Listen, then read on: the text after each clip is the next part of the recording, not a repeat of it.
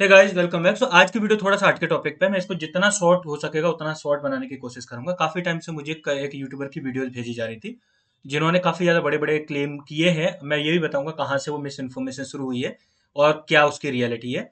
तो उन्होंने बहुत बड़े बड़े दावे किए हैं और उसके लिए मुझे काफी टाइम से बोला जा रहा था, क्योंकि मैंने टॉप 15 कॉइन में कॉइन रिकमेंड किया था, दैट इज कॉल्ड डिसेंट्रल एंड माना।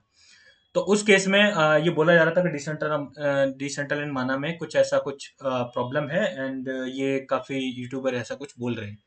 I have checked out the video, तो मैं आपको थोड़ा सा रियलिटी बताता हूँ। पहले तो the channel name is crazy crypto Mintu. ये चैनल है और उसमें काफी सारी वीडियो हैं, बट एक चीज के लिए मुझे इस पर्सन को अप्रिशिएट करना पड़ेगा। एटलीस्ट मुझे वो 1 रुपया, $1 वाला कहीं भी देखने को नहीं मिला। तो at least that part he is doing good, कि मतलब वो 1 रुपया, $1, $1, क्योंकि आज तक इंडिया में ज्यादातर उस तरह का करें क्लिक बेट वाला तो सिस्टम नहीं है एटलीस्ट। तो मैंने बेसिकली 3 वीडियो चेकआउट की which he in the videos he talking about like metaverse. तो मेटावर्स फ्लॉप, मेटावर्स के रिलेटेड फिर follow up video, and then he recommended the web 3.0 coins. तो थोड़ा सा इसकी डिटेल जानते हैं कि क्या प्रॉब्लम है और कहाँ से शुरू हुई है, ठीक है ना। बेसिकली उन्होंने काफी स्टेटमेंट दिए हैं, इसमें बड़े बड़े हैं। एक एक करके एक एक स्टेटमेंट को जज करेंगे, और काफी कई बार है कि मैं मेरा बहुत ज्यादा एग्रेसिव तरीके से फिर मैं आड़े हाथों लेता हूँ, तो वो नहीं, मैं बड़े आराम से बिल्कुल एकदम काम टोन में इसको रिकॉर्ड करने की कोशिश करूंगा। Basically the problem started with this news के इट्स लोनली इन मेटावर्स के जो डिसेंट्रल माना है उसमें 38 यूजर हैं एक्टिव, अगर कहोगे। और जो सैंड बॉक्स है उसमें भी कुछ हजार हैं, बहुत ज्यादा यूजर्स नहीं है और कोई यूज ही नहीं कर रहा है। And then the whole communication started. अब ये प्रॉब्लम कहाँ पे हुई है, बाद में इस चीज का करेक्शन आया कि ये जो डाटा ली गई डीएफ रडार से, वहां पे प्रॉब्लम क्या है कि वो सिर्फ उसने ऑन चेन डाटा को लिया है, जितना ऑन चेन इंटरेक्शन हुआ है। You don't necessarily need to interact on, मतलब ऑन चेन। अगर आप पहली बार जाओगे तो अगर आपको कुछ परचेज करना है तभी आपको ऑन चेन इंटरेक्शन करना है। इन बिटवीन में, या फिर पहली बार आपने कॉइन बाई करके उसकी सर्टेन कंडीशन को फुलफिल करके आप यूज करना है। अगर आपने डाउनलोड कर लिया, आप अपने पीसी पे उसको यूज कर रहे हो, तो आपको हर बार ऑन चेन ट्रांजेक्शन करने की जरूरत नहीं है। तो ये यहाँ से मिसकंसेप्शन शुरू हुआ। देन डीसीएल मैट्रिक पे आप जाके देखोगे तो यहाँ से आपको ऑन एन एवरेज दिख जाएगा। डेट वाइज काउंट देखो, जैसे मैं बता रहा हूँ, जैसे 7 अक्टूबर को 7,776 यूजर्स थे। और उसके बाद अगर आप 8 को देख लो, 6,293। और ये जो डाटा है वो मतलब चेंज होता रहेगा, इन द सेंस मेटावर्स में ट्रैफिक है, मेटावर्स की बात कर लो, आप रियल लाइफ में बात कर लो, it is subjected to events. अगर इवेंट्स होंगे तो बहुत ज्यादा ट्रैफिक होगा, इवेंट्स नहीं होंगे तो ट्रैफिक कम भी हो जाएगा। और कभी कभी होता है कि बहुत कम होता है। तो मतलब ये ऐसा मत समझो कि ऑल द टाइम मतलब एक जैसा डाटा रहेगा। और ऑन एन एवरेज भी देखो तो अभी काफी अच्छे मतलब एक्टिव बेस है इसका। दूसरा, कितना कितना लोग टाइम स्पेंड करेगा, टॉप स्पेंड देखो, 23 23 घंटे लोग उसमें मेटावर्स में स्पेंड कर देना है। You can see the user names all over the मतलब प्लेस। डीसीएल मैट्रिक्स पे आप जाके देखोगे। सैंड बॉक्स ने लिए इसके लिए रिकमेंड किया कि उनका जो डेली यूजर बेस है वो 39K, यानी 39,000 है, ना कि जो कुछ हजार का डाटा दे दिया गया था। बेसिकली ये प्रॉब्लम वहीं से स्टार्ट हुई है, क्योंकि जो डीएफ रडार उसने पिक कहाँ से किया, ऑन चेन डाटा। और यहाँ से ये होल मिसकंसेप्शन शुरू हो गया। अब इस न्यूज का बेस बना के, basically that guy is not techno friendly, and what he did, technology कैसे इवॉल्व होती है, टेक्नोलॉजी कैसे वर्क करती है, पिछला जो टेक्नोलॉजी का इवोल्यूशन कैसे हुआ, without even realising it he pass very big statement के मेटावर्स का इंडिया में तो कोई फ्यूचर नहीं है। अब पहले पहले मतलब क्या करते हैं, एक एक स्टेटमेंट पिक करते हैं, फिर उसकी मैं आपको रियलिटी बता रहा हूँ। इंडिया में कोई इसका यूज केस नहीं है अगले 10 से 15 साल तक। कौन यूज करता है? मैं नहीं यूज करता हूँ, सब्सक्राइबर नहीं यूज करते हैं। तो कॉमन पीपल यूज नहीं करते डजन मीन उसका यूज केस नहीं है। आपको यूज केस के लिए आपको बहुत मतलब उसके जो टेक लेवल पे जाना पड़ेगा। मैं आपको कई सारे ऐसे उदाहरण बता सकता हूँ जिसमें जो मेटावर्स है उसका काफी ज्यादा एक्सटेंसिवली यूज हो रहा है। अब पहले तो इसके लिए थोड़ा सा आपको समझना पड़ेगा, मेटावर्स एक्चुअली है क्या। मेटावर्स एक कॉम्बिनेशन है, यानी कि वर्चुअल रियलिटी क्रिएट होती है with the help of VR and AR. उसमें ऑगमेंटेड रियलिटी भी इंक्लूडेड रहती है, वीआर और एआर। उससे इंटरेक्ट करने के लिए आपको स्पेशल गियर्स चाहिए होते हैं, टेक मतलब गैजेट्स। एंड ये हमें पता है कितना, तो चलो ठीक है कि टेक गैजेट्स की रिक्वायरमेंट है। He even pointed out this also कि इसके लिए जो गैजेट चाहिए कौन ले पाएगा, इसके चश्मे चाहिए स्पेसिफिकली और लाइक दैट ओनली। तो पहले तो ये समझो कि ये जो कंसेप्ट है वो रिलेटिवली बहुत न्यू है, और अभी ऐसा नहीं कि मतलब बहुत ज्यादा इवॉल्व हो चुका है। और टेक्नोलॉजिकली लीप एकदम ऑल ऑफ सडन नहीं होता है, it is a gradual process. मैं आपको टेक्नोलॉजी लीप के कुछ उदाहरण देता हूँ और आपको कुछ चीजें समझ में आ जाएंगी। अगर कभी आपको टाइम मिले तो आप कंप्यूटर का इवोल्यूशन डिटेल में पढ़ना। जब इनिशियली कंप्यूटर आया था उसको ब्लैक मैजिक बॉक्स बोला जाता था, उसमें बड़े बड़े डायोड होते थे जिनमें वैक्यूम क्रिएट किया जाता था, जिन्हें चालू होने में 5-5 मिनट लगते थे, और वो साइज में बहुत बड़ा हुआ करता था। और उसके बाद एक ड्रास्टिकली टेक्नोलॉजी का रिवॉल्यूशन हुआ जब ट्रांजिस्टर आया, यानी इतने बड़े डायोड की जगह एक ट्रांजिस्टर ने ले ली जो मटर के दाने जितना होता है। एंड आजकल तो उससे भी ज्यादा कॉम्पैक्ट साइज के आते हैं, और वो सारी चीजें एकदम से मतलब साइज उसका ड्रास्टिकली रिड्यूस हो गया। दूसरा रिवॉल्यूशन किया टेक्नोलॉजी में नैनो टेक्नोलॉजी ने। नैनो टेक्नोलॉजी का आप ऐसे समझ सकते हो, आपने कभी ध्यान से नोटिस किया है कि आपका जो मेमोरी कार्ड होता है, फॉर एग्जाम्पल अगर आप 2 जीबी का लोगे तो वो भी उतने ही साइज का होगा, 4 जीबी का उतने साइज का, 8 जीबी का, 16, 32, 64, आप कितना भी इवन वन मतलब 1 टीबी तक चले जाओगे आज तक, वो भी आपको मेमोरी कार्ड उतनी ही साइज का मिल जाएगा। कैसे होता है? Because of the nano technology ये पॉसिबल हो पाया है, नंबर ऑफ कैपेसिटर्स की वजह से, कि उसमें नंबर ऑफ कैपेसिटर्स ज्यादा होते हैं और उसकी मेमोरी भी स्टोरेज की ज्यादा होती है। तो नैनो टेक्नोलॉजी ने दूसरा मेजर रिवॉल्यूशन किया, और ये जो हमारे गैजेट्स हैं वो बहुत ज्यादा इंप्रूव हो गए। एंड जो थर्ड रिवॉल्यूशन हुआ वो हुआ कि मल्टीटास्किंग वजह से, जैसे कि एक ही जो इक्विपमेंट है, यानी कह सकते हैं एक एलिमेंट उसका मल्टीटास्क करने में मतलब पॉसिबल रहता है उसके लिए, और वो इससे क्या होता है, साइज और भी ज्यादा ड्रास्टिकली रिड्यूस कर गया। दूसरा, आप अपने मोबाइल का एवोल्यूशन ध्यान से मतलब आपको अगर पता होगा, 10 साल पहले का अपना मोबाइल कंपेयर कर लो, आज का आप अपना मोबाइल कंपेयर कर लो, आपको जमीन आसमान का अंतर दिख जाएगा। 10 साल पहले आपका जो टेक्नोलॉजिकल इंटरेक्शन था उसको कंपेयर कर लो, आज कर लो, आपको जमीन आसमान का अंतर दिख जाएगा। तो पहले तो ऐसा समझ लो कि ये जो शिफ्ट है वो पैराडाइम शिफ्ट होती है, ऑल ऑफ सडन नहीं होती है, इट ऑलवेज टेक्स टाइम, और ये धीरे धीरे करके होती है। अब आप एक और पैराडाइम शिफ्ट की बात करेंगे तो बात करते हैं जियो ने क्या क्रिएट किया है। जिस टाइम पे हम 3G को ढंग से यूज नहीं कर पा रहे थे, उस टाइम पे अनलिमिटेड 4G डाटा अवेलेबल करा दिया। आपको क्या लग रहा है, सिर्फ आपके मतलब डेली जो लाइफ है उस पर ही इंपैक्ट पड़ा, कॉर्पोरेट लेवल पर बहुत बड़ा इंपैक्ट पड़ा, और बहुत अच्छे लेवल का बूस्ट मिला उसकी वजह से। Availability of internet has created a lot of opportunities, lot of opportunity, lot of jobs, जो हम पहले इमेजिन ही नहीं कर सकते थे। आप इमेजिन कर सकते थे कि आप घर से मतलब ई लर्निंग का जो प्लेटफॉर्म है वो इतना ज्यादा ग्रो कर जाएगा? Because of lockdown it has happened. And lockdown की वजह से मेटावर्स का कंसेप्ट भी काफी ज्यादा बूस्टअप हुआ। इसके थोड़ा सा डिटेल में जा रहे हैं, बट यहाँ पे मैं एक चीज मेंशन कर देता हूँ, ये साइटेड आउट कि आगे चल के मे भी हो, अभी नहीं है, अभी कल का पता नहीं, मैं कल मर जाऊं, मैं परसों मर जाऊं। अगर ऐसा होगा कि अगर मुझे कल का भरोसा नहीं है, तो फिर तो मैं अपनी प्रॉपर्टी बेचूं, सारा कुछ बेचूं और पैसा लेके आज ही खा के खत्म करूं, कल का भरोसा ही नहीं है। We always live in the optimism ना। ऑप्टिमिज्म मतलब उम्मीद पे तो दुनिया कायम है, और उसी तरीके से हम लॉन्ग टर्म के लिए इन्वेस्ट भी करते हैं, म्यूचुअल फंड में एसआईपी करते हैं। तो अगर यही पता है कि हम कल तक जिए ना जिए, आज का देखें, इस तरीके से इन्वेस्टमेंट स्ट्रेटजी नहीं डिसाइड की जाती। Next thing, in second video he has passed another big statement, that is metaverse और एनएफटी से अच्छा वेब 3.0 है। डिफाई भी अच्छा, गेमिंग प्रोजेक्ट बहुत अच्छा है, हाथों हाथ चलेगा। अगर वेब 3.0 को बहुत अच्छा कोई प्रोजेक्ट आ जाएगा तो मेटावर्स एनएफटी कचरे के डब्बे में जाएगा। Like that he pass the statement. इससे यहां से that's how you know that he don't understand what is metaverse, what is NFT, and what is the whole DeFi space, how it works. अब मैं आपको थोड़ा सा बता रहा हूँ, वेब 3.0 जो कंसेप्ट है, वेब 3.0 का है। Web 3.0 is all about the decentralisation, जहां पे यूजर्स के, ये समझो एक नया पैराडाइम शिफ्ट है कि आप इंटरनेट को कैसे यूज करते हैं। अब मैं आपको इसको, अगर आपको विजिबल डिफरेंस जानना है तो मैं आपको विजिबल डिफरेंस बता रहा हूँ। अगर आप आज से 10 साल पहले अगर देखोगे, जो मतलब वेब 1.0 का एंड पीरियड था, उस टाइम पे आप होता था ना, किसी वेबसाइट पे जाके इंटरेक्ट करते हो तो प्राइमरली मतलब वे ऑफ इंटरेक्शन क्या होता था, you type your log in ID and password and then you enter into the website and do certain activity. Later on this चीज हैज बीन शिफ्टेड, कि जहां पे आपका एक ही ईमेल आईडी इज रिस्पॉन्सिबल, वो आप सारा मतलब बैकअप है उसमें, मतलब कॉन्टैक्ट का बैकअप भी है, a lot of data is being backed up, और आपको ड्राइव एक्सेस भी मिली हुई है। along with that now you can log in with Google and log in with Facebook। ये जो पैराडाइम शिफ्ट हुआ है ना, that is more like a peak of web 2.0। web 3.0 will happen when you don't need to do it। आपको कोई मतलब like account बनाने की जरूरत नहीं, कुछ नहीं। Only thing you need to do is connect your wallet and interact. That is web 3.0, अगर आपको यूज के तरीके में समझना है तो।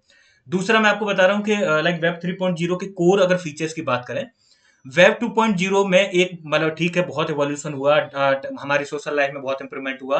10 साल पहले जो फेसबुक लाइक जो था, फेसबुक आने से मतलब अगर पहले का देखोगे टाइम, 10 साल काफी पहले से, तो उसका उसके बाद का जो अभी टाइम देखो कितना शिफ्ट हुआ है, फेसबुक ने कितनी ज्यादा अपॉर्चुनिटी भी प्रोवाइड की है। अलॉन्ग विद दैट जो मेजर प्रॉब्लम निकल के आई है, that is the misuse of data. Facebook and there so many other applications which जो क्या करती हैं, आपके डाटा का मिस यूज करती हैं आपकी परमिशन के बिना। वो आपको ड्राइव एक्सेस भी चाहिए, आपकी लोकेशन एक्सेस भी चाहिए, आपके कॉन्टैक्ट की एक्सेस भी चाहिए उन्हें, ईमेल की एक्सेस भी चाहिए, और ये सब करके वो क्या करते हैं, ये डाटा मार्केटिंग होती है। वो आपका डाटा कलेक्ट करते हैं, they supply this data to company जो डाटा बाई करती है। और उस केस में क्या हो रहा है कि यूजर्स के डाटा का मतलब मिस यूज हो रहा है। This was the biggest problem, और बिगेस्ट प्रॉब्लम इज दिस, ये जो सेंट्रलाइज कंपनीज हैं ये अपना प्रॉफिट पहले रखती हैं और यूजर्स की जो केयर है उसको बाद में। यानी कितनी सारी मिस इन्फॉर्मेशन इतना रैपिडली वायरल वायरल होती है, और उसकी वजह से राइट्स हो जाते हैं, उसकी वजह से प्रॉब्लम्स हो जाती हैं। What the social Giants do? Nothing. ये कुछ नहीं करते। और ये एक और डाटा सामने आया था जिसमें फेसबुक अपना जो मतलब कह सकते हैं जो सिक्योरिटी के लिए, यानी डाटा प्रोटेक्शन के लिए और जो उसमें रेगुलेशन के लिए जो फंड यूज करता है, 90% यूएस में यूज करता है, बाकी 10% बाकी कंट्रीज में। तो सोचो बाकी कंट्री की हालत क्या होगी। और ऐसा होता है कि मिस इन्फॉर्मेशन जिसको मतलब लाइक कह सकते हैं मॉर्फ्ड कोई चीज होगी और उसको किसी अलग तरीके से रिप्रेजेंट कर दिया जाएगा, वो वायरल हो जाती है वीडियोज, उसकी वजह से प्रॉब्लम हो जाती है, लोगों की मेंटेलिटी और ज्यादा रैशनल हो जाती है। और उसके बाद होता क्या है, ये क्या करते हैं, कुछ भी नहीं। That was the biggest problem, जहां पे डाटा की आपका मिस यूज होता है, डाटा आपका मतलब लाइक ट्रस्टेड सोर्स से नहीं आता। और then web 3.0 will create kind of like data democracy. आप डिसाइड करो कि मेरा डाटा यूज होना चाहिए या नहीं होना चाहिए। It will be powered by you only. तो वेब 3.0 मच ऑफ लाइक मतलब कह सकते हो आप इन सिंपल टर्म्स, तो आप इस तरह से समझ सकते हो। अब वेब 3.0 जो डिसेंट्रलाइजेशन आप इमेजिन ही नहीं कर सकते without NFTs and without having metaverse. कैसे, मैं आपको बता रहा हूं। एनएफटीज का पहले आपको थोड़ा बेसिक समझना पड़ेगा। Non fungible token which represent the ownership, digital ownership. अगर आपके पास कोई भी डिजिटल असेट्स है, कोई भी मतलब चाहे किसी मेटावर्स में असेट है या फिर कहीं भी, तो उसकी ओनरशिप जो ब्लॉकचेन पावर सॉल्यूशन है जिसे कोई अल्टर नहीं कर सकता। ऐसा नहीं है कि आपने खरीदा और किसी ने अपना नाम चेंज कर लिया और वो आपकी प्रॉपर्टी ले गया। डिजिटल प्रॉपर्टी जो भी है या कोई डिजिटल एसेट है, कोई नहीं ले सकता। तो वो जो डिजिटल ओनरशिप रिप्रेजेंट करता है वो एनएफसी नॉन फंजिबल टोकन होता है, और वो अपने आप में एक ही होता है, यूनिक। उस जैसा एक भी नहीं होता है। उस केस में अब इसकी वैल्यू कैसे डिसाइड होती है? वैल्यू डिसाइड होती है उसकी रेयरिटी से। जितना ज्यादा रेयर होगा उतनी ज्यादा उसकी वैल्यू होगी। अगर मैं अपना पैर रेत पे रख दूं और उसका फोटो खींच के उसकी एनएफटी बना दूं, उसकी कोई वैल्यू नहीं होगी। लेकिन नील आर्मस्ट्रांग जो चांद पे गए तो उन्होंने पहला कदम रखा था, उसका अगर फोटो जो अवेलेबल है उसकी वो एनएफटी लॉन्च कर दो, उसकी बिलियंस ऑफ बिलियन डॉलर में वैल्यू चली जाएगी। इवन मिलियन में तो जाएगी, इतना तो मैं कह सकता हूँ। क्यों? उसके पीछे रेयरिटी है, एक मतलब एक मूवमेंट जुड़ा हुआ है उसके साथ। अगर मैं आप ऐसे ब्रश दो चार मार के और कोई पेंटिंग बना दूं और उसकी एनएफटी लॉन्च कर दूं, शायद उसकी वैल्यू भी ना कोई बाई ना करे। लेकिन मोनालिसा की अगर एनएफटी बन जाएगी तो उसकी मिलियंस में वैल्यू होगी। मोनालिसा क्योंकि जो लियोनार्डो डाविंसी ने जो उनकी आखिरी पेंटिंग थी, ऐसी पेंटिंग जो इतने बड़े लेवल का जो चित्रकार था उसने अपनी जिंदगी के आखिरी 10 साल सिर्फ एक पेंटिंग में दे दी, जो मल्टी लेयर में तैयार की गई। उससे जुड़ी हुई स्टोरी ही उसकी वैल्यू बनाती है। तो आप ऐसा समझो एनएफटी की वैल्यू कुछ ऐसे डिसाइड होती है जैसे रियल लाइफ में पेंटिंग्स की डिसाइड होगा। रियल लाइफ में पेंटिंग्स की कैसे वैल्यू डिसाइड होती है?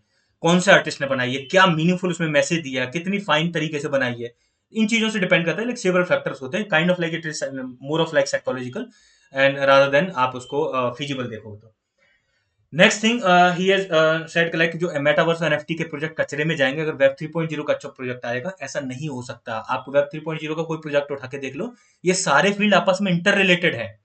मेटावर्स आप ऐसा समझ लो कि मेटावर्स ठीक है, सेंट्रलाइज कंपनी बना रही है, फेसबुक बना रही है, $4 बिलियन से ज्यादा इन्वेस्ट कर चुकी है मेटावर्स में। पागल है वो कंपनी। अब मैं इंडिया की कंपनी कुछ बता रहा हूँ आपको जो मेटावर्स डेवलप कर रही है, तो पागल ही है कि मतलब इनको दिख नहीं रहा, इंडिया में फ्यूचर नहीं दिख रहा।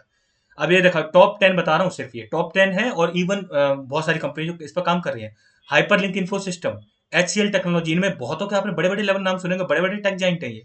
Infosys, cap Capgemini India private limited है, एंड देन जेंसार टेक्नोलॉजीज है, टेक महिंद्रा है, विप्रो है, टीसीएस है, एसेंचर है, एस डाटा सिस्टम्स है। तो ये कंपनी पागल नहीं है। ये जो बड़े बड़े कॉर्पोरेट हाउस है वो पागल नहीं है कि उन्हें नहीं पता चलेगा और बिलियंस ऑफ बिलियन डॉलर किसी में डाल देंगे जहां पर उनका फ्यूचर ही नहीं होगा।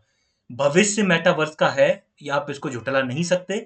आप चाहे टेक्नोलॉजी का एवोल्यूशन समझो या ना समझो, टेक्नोलॉजी का जो अडॉप्शन है वो तो होके ही रहेगा। अब दूसरी चीज और यहाँ पे समझते हैं, मेटावर्स और एनएफटी कैसे इंटर रिलेटेड है, और मेटावर्स और वेब 3.0 कैसे इंटर रिलेटेड है। वेब 3.0 के कोर में डिसेंट्रलाइजेशन है, कोर में इंटर ऑपरेबिलिटी भी है।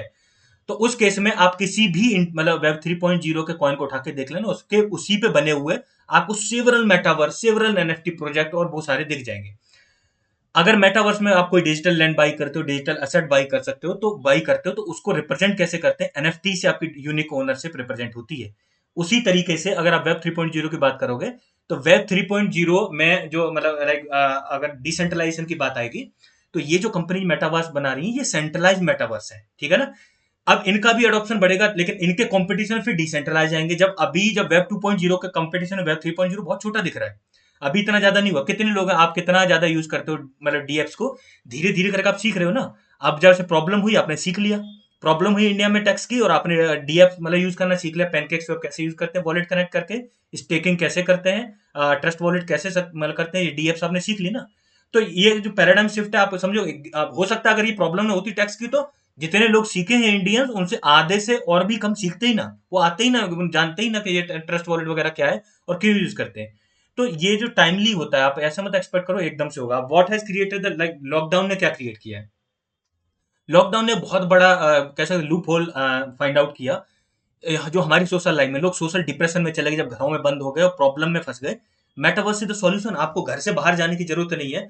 Basically you need to have that gear, और उसमें आप इंटरेक्ट करोगे, अपने दोस्तों के साथ चिल कर सकते हो और मतलब बातें कर सकते हो, कहीं मेटावर्स में जाके सर्टेन एक्टिविटी कर सकते हो, गेम्स खेल सकते हो। How can you imagine a metaverse having a social life without even games. इसीलिए हर मेटावर्स प्रोजेक्ट में प्ले टू वन गेम्स होते हैं। How can you imagine a metaverse without having NFTs. उसकी जो डिजिटल एसेट्स है उनको ओनरशिप तो NFT से ही मिलती है ना, एनएफटी से ही रिप्रेजेंट करते हैं। तो ये सारे फील्ड इंटर रिलेटेड है, you can not distinguish the fields कि ये अलग अलग, ये बेकार है। अब बेसिकली समन आज के लायक आप टेक्नोलॉजी वाइज बोलो, ही सेड। अब मैं आपको टेक्नोलॉजी वाइज बोलता हूँ, एनएफटी एक कैटेगरी है, मेटावर्स एक कैटेगरी है। इट्स नॉट ओनली कैटेगरी, आप उसके एसेंस पे जाओ, टेक्नोलॉजिकल एसेंस पे जाओ। तो उसके बाद अब थोड़ा सा मैं आपको बता रहा हूँ लॉकडाउन ने क्या किया, जो मतलब जो मेन टॉपिक है।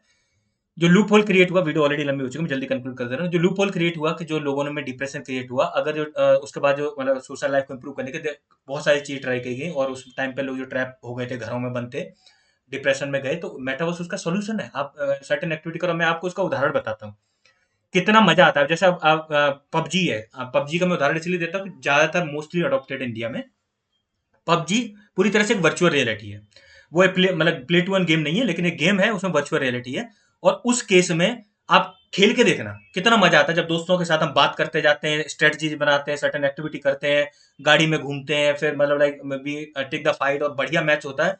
जब विनर विनर चिकन डिनर लिख के आता है ना, उसके बाद कितना मजा आता है, जो खेलता है वही जानता है। एडिक्शन लग जाता है पबजी का, इतना मजा आता है उसमें। तो अगर आपने यूज नहीं किया, if you haven't played it, अब पबजी कैसे पार्सली मेटावर्स बोल दो उसको, क्योंकि ऑगमेंटेड रियलिटी नहीं, you can not interact and give the input, but virtually you are doing the everything. आपकी एक सेकंड लाइफ बन जाती है, आपका एक अवतार क्रिएट हो जाता है उसमें, और वो अवतार सारी एक्टिविटी करता है, यू कंट्रोल द एक्टिविटीज। तो आप उसको पार्शियल मेटावर्स के तौर पर कंसीडर कर सकते हो। तो ऐसा नहीं कि मेटावर्स का मतलब एकदम नया कंसेप्ट है, पहले से है, गेम्स भी पहले से थे, और उसके बाद अब धीरे धीरे करके बहुत ज्यादा मेन स्ट्रीम होता जा रहा है। यू कांट इवन इमेजिन कि 5 साल में जो टेक्नोलॉजी है वो किस लेवल पर जाएगी। एंड जहां पे इंडिया में when 5G is around the corner, and you are saying India में उसका भविष्य नहीं है, अगर आप ऐसा बोलो तो आप बहुत मतलब वही वही कह सकते हो, you are just ignoring the elephant in the room. तो वो वाला सीन क्रिएट हुआ है। Then he recommended few coins, उसकी थोड़ी सी रियलिटी जानते हैं। वेब 3.0 ही डिफाइन के कोई सब कैटेगरी नहीं होती है, it's not like that only. It the core में होता है डिसेंट्रलाइजेशन, इंटरऑपरेबिलिटी। तो उस केस में later on he recommended few web 3.0 coins, chain link, Polkadot, GRT and माना। बेसिकली अगर आप प्रॉपर कैटेगरी वाइज देखो तो चेन लिंक एक ओरेकल है, यानी एक ब्रिज है बिटवीन रियल वर्ल्ड एंड जो ब्लॉकचेन टेक्नोलॉजी है। बट ठीक है, उसका कंट्रीब्यूशन है वेब 3.0 में, तो you can consider as a web 3.0 coin. But पूरा तरह से आप उसको वेब 3.0 के लिए डेडिकेटेड कॉइन नहीं कह सकते, बट ठीक है, उसकी सर्विस यूज होती है। एंड इन कॉइन को रिकमेंड किया, how he recommended the coin without even considering the inflation, deflation, और जो अदर सर्टेन एक्सपेक्ट होते हैं हर कॉइन के, जो हमको डिटेल में देखने चाहिए। इतनी अभी सप्लाई है, इतना अभी सर्कुलेशन में है, एंड उसके बाद इतना डाउन चला गया, इतना पोटेंशियल। इस तरह से फंडामेंटल एनालिसिस नहीं होता है, you have to go in certain depth, then you can give certain potential target कि how much it is possible. तो बेसिकली मुझे लग रहा है मैंने सारी चीजें कवर कर ली हैं। आप ऐसी अफवाहों पर विश्वास मत किया करो। आजकल हमारे जो मीडिया सोर्स है वो ही पॉल्यूटेड है, हमें जो इन्फॉर्मेशन मिलती है वो सही नहीं होती है।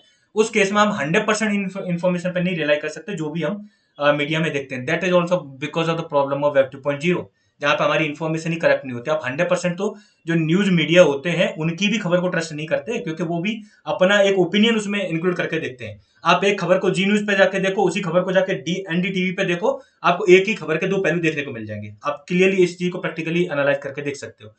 तो वो आप इसको और भी डिटेल में नहीं, यार वीडियो ऑलरेडी लंबी हुई, मैंने मुझे लगता है मैं सारे एक्सपर्ट कवर कर लिए।